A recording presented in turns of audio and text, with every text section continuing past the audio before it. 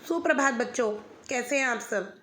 मैं आज आपके लिए हिंदी क्षितिज के गद्य खंड के पाठ प्रेमचंद के फटे जूते के भाग 2 को लेकर उपस्थित हुई हूँ, जिसमें मैंने आपको पिछले प्रकरण में प्रेमचंद के फटे जूते के भाग 1 में मैंने आपको बताया था कि इसके लेखक हरिशंकर परसाई जी हैं और उन्होंने इस व्यंग्यात्मक निबंध में प्रेमचंद जी के दिखावे रहे जीवन के विषय में हमें बताया है। उन्होंने बताया है कि प्रेमचंद जी अपने जीवन में किसी भी तरह के दिखावा नहीं करते थे। वह दिखावटी जीवन से बहुत दूर रहते थे। वो जैसे थे वो वैसे ही अपना जीवन यापन करते थे। जूते फटे थे, उन्होंने उस पर ध्यान नहीं दिया और प्रेमचंद जी इन्हीं बातों से महान थे और वे अपने जीवन में महान कथाकार, उपन्यास सम्राट, युग प्रवर्तक, जाने क्या क्या कहलाते थे। उन्होंने फ़ोटो खिंचाने के लिए यह भी नहीं सोचा कि उनके जूते फटे हुए थे। जैसा भी था वो जैसे भी थे अपने आप में वो बहुत सही थे। इसी बात का दुख लेखक को है कि लोग फ़ोटो खिंचाने के लिए क्या क्या नहीं करते, क्या क्या तरीके नहीं अपनाते, लेकिन प्रेमचंद ने फ़ोटो खिंचवाने के लिए ऐसा कुछ भी नहीं किया और उनका चित्र उनके हाथ में है, उनके सामने है प्रेमचंद जी का लेखक के, और उस चित्र को देखकर वो उनके बारे में सोच रहे हैं। फिर वो बोलते हैं, मेरा जूता भी कोई अच्छा नहीं है, यूँ ऊपर से अच्छा दिखता है, अंगुली बाहर नहीं निकलती, पर अंगूठे के नीचे तालाब फटा हुआ है, अंगूठा ज़मीन से घिसता है, पैनी मिट्टी पर कभी रगड़ खाकर लहूलुहान भी हो जाता है, पूरा तारा गिर जाएगा पर पंजा छिल जाएगा। ये लेखक अपने बारे में अपने जूते के विषय में बता रहे हैं। मगर उंगली बाहर नहीं दिखेगी, तुम्हारी उंगली दिखती है पर पाँव सुरक्षित है, मेरी उंगली ढकी है पर पंजा नीचे घिस रहा है। ये लेखक किसके लिए बोल रहा है? प्रेमचंद जी के लिए, कि अगर उनकी उंगली दिखती है पर पाँव सुरक्षित है और लेखक की उंगली ढकी है लेकिन पंजा घिस रहा है, तुम पर्दे का महत्व नहीं जानते, हम पर्दे पर कुर्बान हो रहे हैं। वो कह रहे हैं कि वो तो पर्दे का महत्व ही नहीं जानते कि कैसी फ़ोटो खिंचवानी चाहिए और हम पर्दे पर कुर्बान हो रहे हैं। मीन्स आज का व्यक्ति सिर्फ दिखावा करना ही जानता है। तुम फटा जूता बड़े ठाठ से पहने हो, मतलब उनके अंदर दिखावा तो था नहीं, तो वो बड़े ठाठ से फटा हुआ जूता पहनकर फ़ोटो खिंचवा रहे हैं। मैं ऐसे नहीं पहन सकता। लेखक अपने बारे में बता रहा है कि मैं ऐसा जूता जैसा प्रेमचंद ने पहना हुआ है फटा हुआ जूता मैं नहीं पहन सकता। फ़ोटो तो ज़िंदगी भर इस तरह नहीं खिंचाऊँ, चाहे कोई जीवनी बिना फ़ोटो के ही छाप दे, चाहे मेरे बारे में कोई कितना भी क्यों ना छाप दे। जीवनी मीन्स मेरे बारे में मेरा परिचय, जीवन परिचय कोई कैसे भी ना छाप दे, लेकिन मैं कभी भी ऐसे फ़ोटो तो ना खिंचवाऊँ। तुम्हारी ये व्यंग्य मुस्कान मेरे हौसले पस्त कर देती है। क्या मतलब है इसका? कौन सी मुस्कान है ये? तुम्हारी ये व्यंग्य मुस्कान, तुम फिर भी फ़ोटो में खुश दिखाई दे रहे हो और इसमें तुम्हारा हौसला मुझे कमज़ोर बना रहा है। क्या मतलब है इसका? कौन सी मुस्कान है ये? वो अपने आप से प्रश्न कर रहा है प्रेमचंद जी से पूछकर कि ये कौन सी मुस्कान है ये? क्या हीरो का गोदान हो गया? क्या पूस की रात में नील गाय हल्कू का खेत चर गई? क्या सुजान भगत का लड़का मर गया क्योंकि डॉक्टर क्लब छोड़कर नहीं आ सकते? नहीं, मुझे लगता है माधव औरत के कफन के चंदे की शराब पी गया, वही मुस्कान मालूम होती है। वो इतने प्रश्न कर रहा है फ़ोटो को देखकर। मैं तुम्हारा जूता फिर देखता हूँ, फिर वो उसकी नज़र उस जूते पर पड़ जाती है।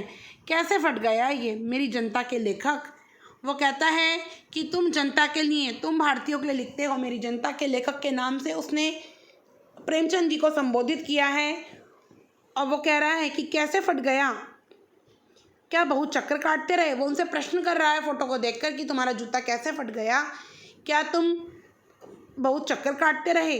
क्या बन्ही के तगादे से बचने के लिए मील 2 मील का चक्कर लगाकर घर लौटते रहे कि तुम्हें जिससे तुम सामान लेते थे बनिए से उसका तुम्हें पैसा देना था, तो तुम उससे बचने के लिए कि वो तुमसे तुम्हारी हालत देखकर तुमसे पैसे न मांगे, तो क्या तुम उसकी दुकान के मील 2 मील के चक्कर लगा रहे थे घर लौटते हुए, तो तुम्हारे जूते फट गए?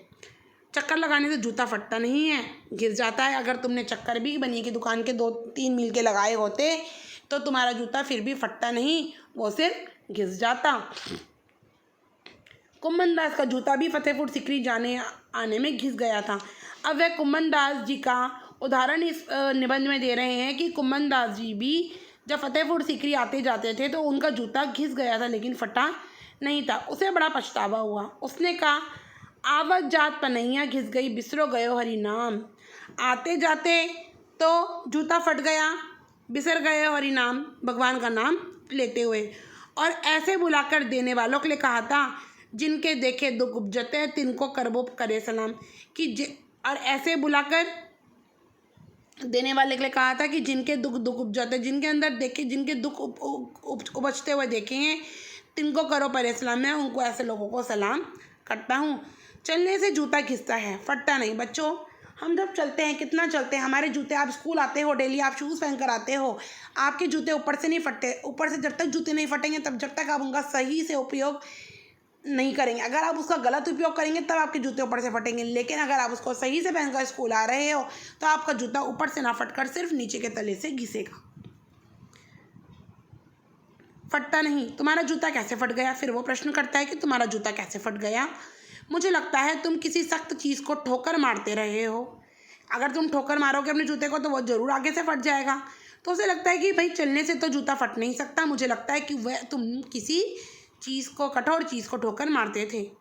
कोई चीज़ जो परत परत सर्दियों से जम गई है, उसे शायद तुमने ठोकर मार मार कर अपना जूता फाड़ लिया।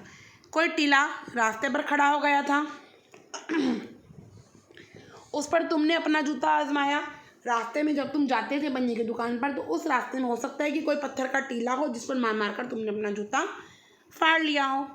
तुम उसे बचाकर उसके बगल से भी तो निकल सकते थे। अब वो फिर उनसे सवाल कर रहा है, समझाने की कोशिश कर रहा है, मतलब फ़ोटो को देखकर ही सब कुछ कह रहा है कि अगर वहाँ पे कोई टीला था तो तुम उसके बराबर में से भी तो निकल सकते थे, अपने जूते बचाकर, अपने आप को बचाकर। टीलों से समझौता भी तो हो सकता था। टीलों से अगर हम समझौता करना चाहते तुम, तो उनसे समझौता कर कर भी तो तुम निकल सकते थे, जिससे तुम्हारी चीज़ नहीं टूटती। सभी नदियाँ पहाड़ थोड़े ही फोड़ती हैं, कोई रास्ता बदल कर घूम कर भी तो चली जाती है। अब नदियों की बात अगर हम करें, नदियों का उदाहरण उन्होंने बहुत अच्छा उदाहरण दिया है कि जैसे तुम रास्ते पर निकल कर जा रहे थे और तुमने जो टीले थे तुम उनसे बचकर भी निकल सकते थे, उनसे समझौता भी कर सकते थे। ऐसे ही नदियाँ हैं। अगर नदियाँ थोड़ी ना सारी नदियाँ सारे पहाड़ों को फोड़ती हुई निकलती हैं, कोई रास्ता बदल लेती है, कोई घूम कर इधर से उधर निकल जाती है। तुम समझौता नहीं कर सके, तुम्हें समझौता नहीं करना आया। तुम नदी की तरह पहाड़ों से, जैसे नदी पहाड़ों से समझौता कर कर अपना रास्ता बदल लेती है, ऐसे ही तुम टीले से अपना समझौता नहीं कर सके, इसलिए तुम्हारा जूता फट गया। क्या तुम्हारी भी वही कमज़ोरी थी जो हीरो को ले डूबी? वही नेम धर्म वाली कमज़ोरी। नेम धर्म उसकी भी जंजीर थी। क्या तुम्हारी भी वही कमज़ोरी थी जो होरी को ले डूबी? होरी का उदाहरण दिया है। होरी एक पात्र है जिसका उदाहरण उसने दिया है कि वह नेम धर्म वाली कमज़ोरी की, मतलब वो सिर्फ अपना नाम चाहता था और इसके लिए वो अपने आप को बचाता था कि वो सिर्फ अपने नाम कमाना चाहता था। और नाम कर्म ही उसकी क्या थी?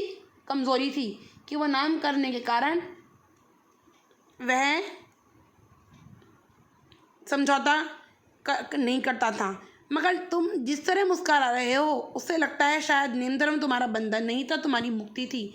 लेकिन होरी तो सिर्फ नेम धर्म के लिए, अपनी इज्जत के लिए समझौता कर रहा था, लेकिन तुमने तो वो भी नहीं किया। मतलब वो होरी के माध्यम से कहना चाहता है कि होरी ने तो फिर भी समझौता किया, लेकिन तुमने तो वो भी नहीं करा। क्यों? क्या तुम्हें अपनी इज्जत पसंद नहीं थी क्या? और फ़ोटो में इतनी शर्म की बात है, फिर भी तुम फ़ोटो में क्या कर रहे हो? तुम फ़ोटो में मुस्कुरा रहे हो। उससे लगता है कि शायद नेम धर्म तुम्हारा बंदा नहीं था, कि तुम नेम धर्म ही, तुम अपना नाम धर्म, अपनी इज्जत को पसंद नहीं करते थे, तुम्हारी मुक्ति थी, तुम इससे दूर रहना चाहते थे। तो ये बात सही थी बच्चों, क्योंकि प्रेमचंद जी एक ऐसे लेखक थे जिन्हें बिल्कुल भी दिखावा पसंद नहीं था। और आधुनिक युग का व्यक्ति, जिस युग में हम जीवन यापन कर रहे हैं, उसमें सभी व्यक्ति सिर्फ और सिर्फ दिखावा पसंद करते हैं। घर में रोटी खाने के लिए हो या ना हो, उन्हें सिर्फ दिखावा करना ही पसंद होता है। और प्रेमचंद जी इन सब भावनाओं से बहुत दूर थे। तुम्हारी ये पाँव की उंगली मुझे संकेत करती सी लगती है, जिसे तुम घृणित समझते हो। उसकी तरफ हाथ की नहीं, पाँव की उंगली से इशारा करते हो। ऐसा लगता है कि तुम पाँव की उंगली दिखाकर फ़ोटो में किसकी तरफ वो इशारा कर रहे हो, और तुम इसे घृणित समझते हो। उसकी हाथ की नहीं, पाँव की उंगली से इशारा करते हो। तुम क्या उसकी तरफ इशारा कर रहे हो जिसे ठोकर मारते मारते तुमने जूता फाड़ लिया? वो कह रहा है कि तुम क्या किसी की तरफ इशारा कर रहे हो जिसे देखकर तुमने अपना जूता ही फाड़ लिया? तुम क्या मैं समझता हूँ, तुम्हारी उंगली का इशारा भी समझता हूँ, ये व्यंग्य मुस्कान भी समझता हूँ। अंत में वो अपने आप को समझाने की कोशिश कर रहा है, क्योंकि वो प्रेमचंद की फ़ोटो को देखकर बहुत उसके मन को बहुत दुख पहुँचा है। एक तरफ वो उनकी सोच के ऊपर सोच रहा है, एक तरफ उनके उसको दुख हो रहा है। वो सोच रहा है कि मैं करूँ क्या। मीन्स वो परेशान सा हो गया। वो उस उलझन में से बाहर निकलने की कोशिश कर रहा है, लेकिन वो अपने आप को नहीं निकाल पा रहा है। वो कह रहा है, अंत में कहता है, मैं समझता हूँ, तुम्हारी उंगली का इशारा भी समझता हूँ कि तुम उस उंगली को दिखाकर, जूते में से फटी उंगली को दिखाकर तुम क्या कहना चाह रहे होंगे। और ये तुम्हारी व्यंग्य मुस्कान भी समझता हूँ, जो इस फोटो में मुझे तुम्हारे चेहरे पर मुस्कान दिख रही है। उसने उस मुस्कान को व्यंग्य का मुस्कान कहा है। तुम मुझ पर या हम सभी पर हंस रहे हो। ऐसा लग रहा है फोटो को देखकर कि तुम मुझ पर, मीन्स लेखक कह रहा है कि प्रेमचंद या तो लेखक पर हंस रहे हैं, या तुम हम सभी पढ़ने वालों, जो निबंध पढ़ रहा है, तुम उस पर हंस रहे हो। उन पर जो उंगली छिपाए और तलुआ घिसाए चल रहे हैं, या फिर किन लोगों पर हंस रहे हो जो अपनी उंगली को छिपाए हुए हैं फटे जूते के अंदर, या फिर जो घिसे जूते को देखकर हंस रहे हैं, मीन जो घिसा जूता पहनकर चल रहे हैं, या फिर उन पर जो टीलों को बरकरार बाजू से निकल रहे हैं, या फिर ऐसा लग रहा है कि तुम उन लोगों पर भी हंस रहे हो जो टिले के बराबर से अपने आप को बचाकर वहाँ से निकल रहे हैं। तुम कह रहे हो, मैंने तो ठोकर मार मार कर जूता फाड़ लिया। ऐसा लग रहा है फोटो को देखकर, ऐसा लग रहा है कि उनसे अपने आप से बोल रहा है कि ऐसा लग रहा है कि तुमने तो जानबूझ के ठोकर मार मार कर उस टीले से अपना जूता फाड़ लिया। उंगली बाहर निकल आई पर पाँव बच रहा है और मैं चलता रहा, मगर तुम उंगली को ढकने की चिंता में तलवे का नाश कर रहे हो। तुम चलोगी कैसे। मुझे ऐसा लग रहा है कि तुमने तो अपना जूता, मतलब मैंने तो अपना जूता ठोकर मार मार कर फाड़ लिया, उंगली बाहर निकल आई पर पाँव बच रहा है और मैं चलता रहा। लेकिन मैंने क्या किया, तुमने तो ये सोचा था कि तुम अपना मतलब जूता ठोकर मार मार कर चल रहे हो और तुम्हारा जूता फट गया, उंगली बाहर निकल रही है और पाँव लेकिन तुम्हारा बच गया। और मैंने क्या सोचा, लेखक वो अपने बारे में बोल रहा है कि मैंने क्या सोचा अपने बारे में, कि मगर तुम उंगली को ढकने की चिंता में तलवे का नाश कर रहे हो, तुम चलोगी कैसे। और मैं सोच रहा हूँ कि अगर मैं उंगली ढके नहीं चलूँगा तो मेरा तलवा घिस जाएगा, तो मैं चलूँगा कैसे।